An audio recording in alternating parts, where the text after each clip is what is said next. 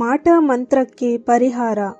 ಹಿಂದಿನ ವಿಡಿಯೋದಲ್ಲಿ ಮಾಟ ಮಂತ್ರಕ್ಕೆ ಒಳಗಾದ ವ್ಯಕ್ತಿಯ ಲಕ್ಷಣಗಳನ್ನು ನೋಡಿದ್ದೇವೆ.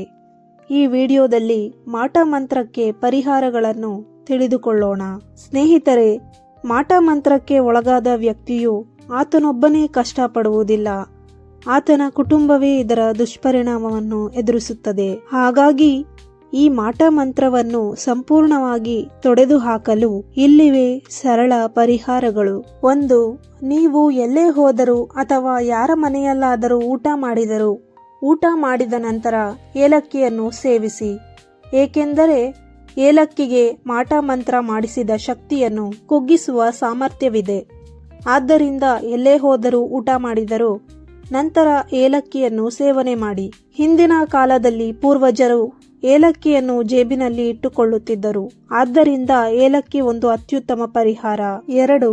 ಇನ್ನು ಎಲ್ಲೆಂದರಲ್ಲಿ ಕತ್ತರಿಸಿದ ಉಗುರುಗಳನ್ನು, ಬಾಚಿದ ತಲೆ ಕೂದಲುಗಳನ್ನು ಎಲ್ಲೆಂದರಲ್ಲಿ ಎಸೆಯಬೇಡಿ. ನಿಮ್ಮ ಈ ವಸ್ತುಗಳು ಅವರ ಕೈಗೆ ಸಿಕ್ಕರೆ ತುಂಬಾ ಅಪಾಯಕಾರಿ. ಹಾಗಾಗಿ ಸಿಕ್ಕಲ್ಲಿ ಉಗುರುಗಳು ಮತ್ತು ಕೂದಲುಗಳನ್ನು ಎಸೆಯದಿರಿ. 3. ಊಟ ಮಾಡಿದ ನಂತರ ವೀಳ್ಯದೆಲೆ ಸೇವನೆ ಆರಂಭವಾಗಿದ್ದೇ ಈ ಕಾರಣಕ್ಕೆ. ಇನ್ನು ಈ ಮಾಟ ಮಂತ್ರಕ್ಕೆ ತೀವ್ರತೆ ಹೆಚ್ಚು, ಆಯಸ್ಸು ಕಡಿಮೆ. ಭಯಪಡಬೇಡಿ. ಇನ್ನು ಈ ಮಾಟ ಮಂತ್ರ ವಶೀಕರಣ ಏಕೆ ಮಾಡಿಸುತ್ತಾರೆ ಎಂದರೆ ಹೊಟ್ಟೆ ಕಿಚ್ಚು, ದ್ವೇಷ, ಅಸೂಯೆ, ದುರಾಸೆ ಈ ವಿಷಯಗಳ ಮೇಲೆ ನಿಮ್ಮ ಈ ಹೆದರಿಕೆ, ಇವುಗಳ ಶಕ್ತಿ. 4. ನೀವು ಹೆದರಿದಷ್ಟು ಮಾಟ ಮಂತ್ರದ ಮೇಲೆ ನಿಮಗಿದ್ದ ಭಯ ದುಪ್ಪಟ್ಟಾಗುವುದು.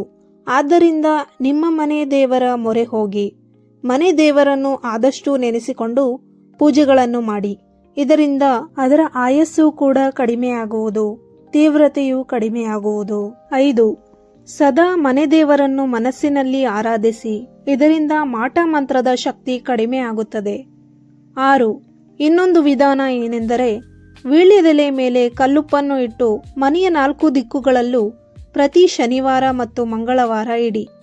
ಅದೇ ರಾತ್ರಿ ಅದನ್ನು ತೆಗೆದುಕೊಂಡು ಯಾರೂ ಕೂಡ ಇಲ್ಲದ ಜಾಗದಲ್ಲಿ, ಯಾರೂ ಕಾಲಿಡದ ರೀತಿಯಲ್ಲಿ 3 ದಾರಿಗಳು ಸೇರುವ ಜಾಗದಲ್ಲಿ ಎಸೆದು ತಿರುಗಿ ನೋಡದಂತೆ ಮನೆಗೆ ಬಂದು ಕೈ ಕಾಲುಗಳನ್ನು ತೊಳೆದುಕೊಳ್ಳಿ. ಹೀಗೆ ಮಾಡೋದ್ರಿಂದ ಆ ಕಪ್ಪು ಶಕ್ತಿಯ ಪ್ರಭಾವ ಕಡಿಮೆಯಾಗುತ್ತದೆ. ಮಾಟ ಮಂತ್ರ, ವಾಮಾಚಾರ ಇದನ್ನು ಸಂಪೂರ್ಣವಾಗಿ ತೊಡೆದು ಹಾಕಬೇಕೆಂದರೆ ಪ್ರಶ್ನಾಶಾಸ್ತ್ರ, ಕವಡೆಶಾಸ್ತ್ರ ಅಥವಾ ತಾಂಬೂಲ ಶಾಸ್ತ್ರದ ಮೂಲಕ ಈ ಮಾಟ ಮಂತ್ರ ಪ್ರಯೋಗ ಆಗಿದೆಯೋ ಇಲ್ಲವೋ ಅನ್ನೋದನ್ನು ತಿಳ್ಕೋಬೇಕು. ಅದಾದ ನಂತರ ಅದು ಯಾವ ಪ್ರಮಾಣದ್ದು ಎಂದು ತಿಳಿದುಕೊಂಡು ಚಂಡಿಕಾ ಪಾರಾಯಣ, ದೀಪ ನಮಸ್ಕಾರ, ಕೇರಳೀಯ ತಂತ್ರ ಹೋಮದ ಮೂಲಕ ಸುದರ್ಶನ ಹೋಮ ಹೀಗೆ ನಾನಾ ಬಗೆಯ ಪರಿಹಾರ ಮಾಡಬೇಕಾಗುತ್ತದೆ. ಶಾಶ್ವತ ಪರಿಹಾರವಾಗಿ ರಕ್ಷಾ ಹೋಮಗಳನ್ನು ಮಾಡಬೇಕಾಗುತ್ತದೆ. ಹೀಗೆ ಇದರ ಬಗ್ಗೆ ಜ್ಞಾನ, ಪಾಂಡಿತ್ಯ, ತಿಳುವಳಿಕೆ ಇರುವ ವ್ಯಕ್ತಿಯ ಹತ್ತಿರ ನಿಮ್ಮ ಸಮಸ್ಯೆಗಳನ್ನು ಹೇಳಿ ಬಗೆಹರಿಸಿಕೊಳ್ಳಿ. ಇದು ತುಂಬಾನೇ ಉತ್ತಮ. ಸ್ನೇಹಿತರೆ, ಈ ಮಾಹಿತಿ ನಿಮಗೆ ಇಷ್ಟವಾಗಿದ್ದಲ್ಲಿ ದಯವಿಟ್ಟು ನಮ್ಮ ಯೂಟ್ಯೂಬ್ ಚಾನಲ್ ಅನ್ನು ಸಬ್ಸ್ಕ್ರೈಬ್ ಮಾಡುವುದನ್ನು ಮರೆಯಬೇಡಿ. ಧನ್ಯವಾದಗಳು.